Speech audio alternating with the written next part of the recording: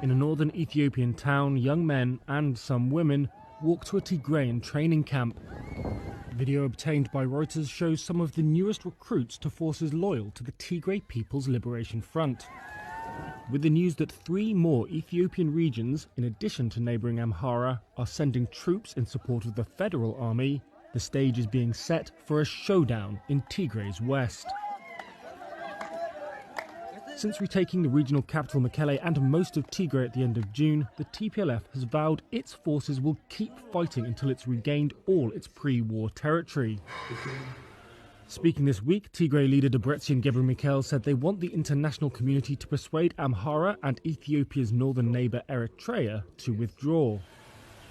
But we cannot wait for long if they are not going to leave. So at the end of the day, if they don't hit, then definitely there will be a fight to clear the invaders from our land. Fighting broke out in November, and the government of Prime Minister Abiy Ahmed declared victory 3 weeks later after seizing Mekelle.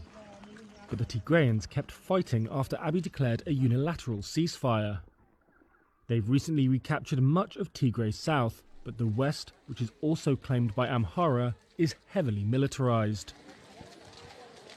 This month, Abiy told Parliament that Ethiopia could mobilise around 100,000 soldiers from regional special forces in less than a week. Officials from the Oromia, Sidama and Southern Nations Nationalities and Peoples regions have since confirmed that their forces have joined with the Ethiopian National Defence Force. Western Tigray has long been home to large populations of both Tigrayans and Amhara.